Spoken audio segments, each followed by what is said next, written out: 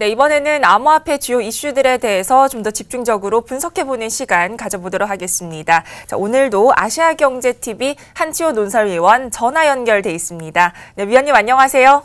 네, 안녕하십니까. 한치호입니다. 네, 안녕하세요. 자, 오늘 첫 번째 이슈부터 좀 정리를 해보도록 하겠습니다. 네. 암호화폐 투자자들이 이 묻지마 투자로 땅을 치고 후회한다라는 뉴스가 들어와 있는데 사실 그렇게까지 새로운 뉴스는 아닌 것 같습니다. 하지만 아직도 이렇게 무분별한 투기 환경이 제대로 규제가 되지 않고 있다라고 좀 해석을 해도 될까요? 네, 이 뉴스를 첫 번째 뉴스로 올린 것은요. 중장년들의 대부분은 암호화폐에 대해서 지인의 투자 권유를 시작을 한다고 합니다. 특히 암호화폐나 ICO에 대해서 전혀 모르는 상태에서 투자를 하고 있는데요. 그중에서도 심각한 것은 유사수신 행위인지 모르고 나도 한번 해볼까 하는 심리에서 투자를 한다는 데 있습니다.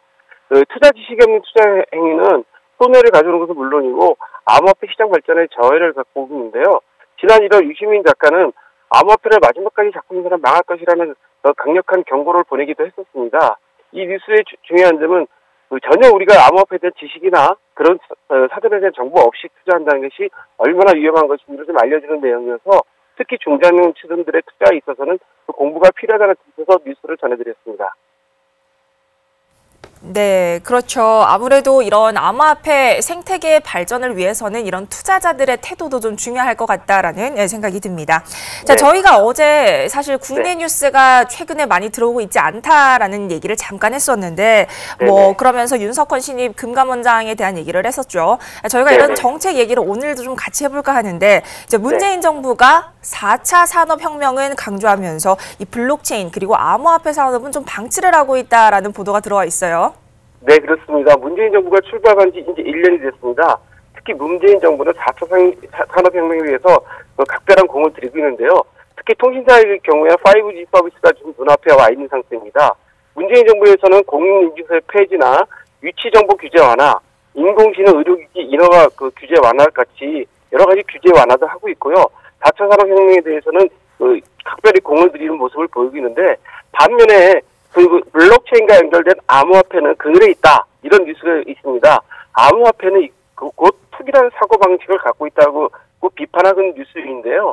결국 암호화폐에 대해서 그동안 좀 전에 말씀드린 것처럼 유사수신 행위 같은 그런 불법적인 행위가 많이 일어나기 때문인데 현재 정부의 규제 방안이 6월 말까지 나온다고 했는데 아직도 한 달 이상 남은 상태에서 계속 방치하고 있다는 게 블록체인이나 암호화폐 산업에 종사하시는 분들의 일반적인 의견이라고 합니다. 따라서 현재 정부에서 하루빨리 규제에 대한 정확한 원칙을 좀 세워주기를 관련자들이 기다리고 있다고 합니다. 네, 암호화폐는 투기다라는 방식의 전환이 좀 하루빨리 있어야 될 것 같다는 말씀 해주셨습니다. 자, 이번에는 해외 이슈를 좀 살펴보도록 하겠습니다.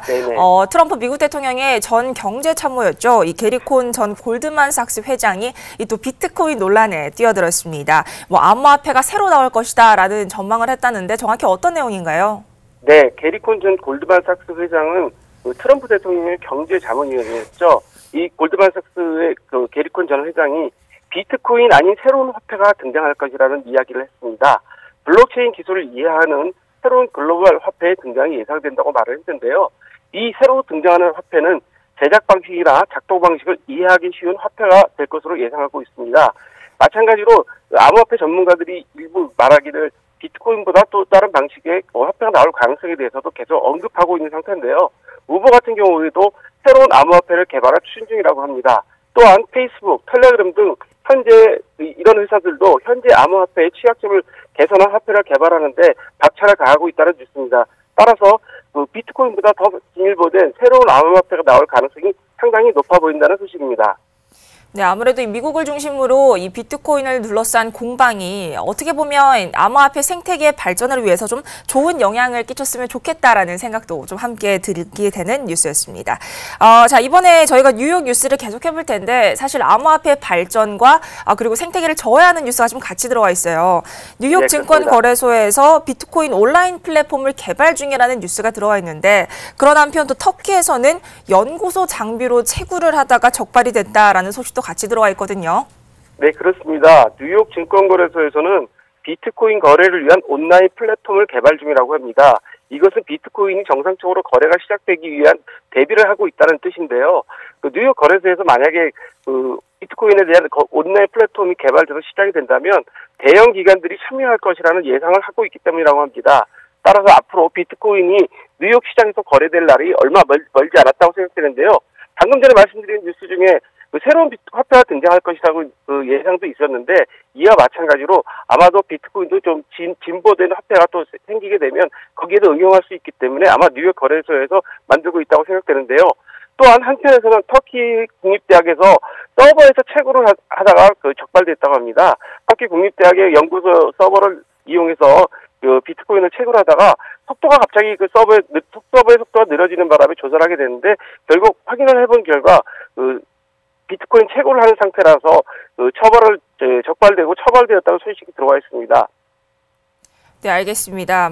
저희가 아까 사실 문재인 정부 얘기를 하면서 국내에서 어떤 블록체인 암호화폐 산업은 좀 방치를 하고 있다라는 얘기를 잠깐 했었는데 이런 가운데 이제 중국의 뉴스가 들어와 있는 걸 살펴보면 사실 중국에서는 암호화폐 거래가 금지되어 있는 상황에서 중국계 암호화폐가 또 국내 시장으로 이 시장을 넓히고 있다라는 보도가 같이 들어와 있어요.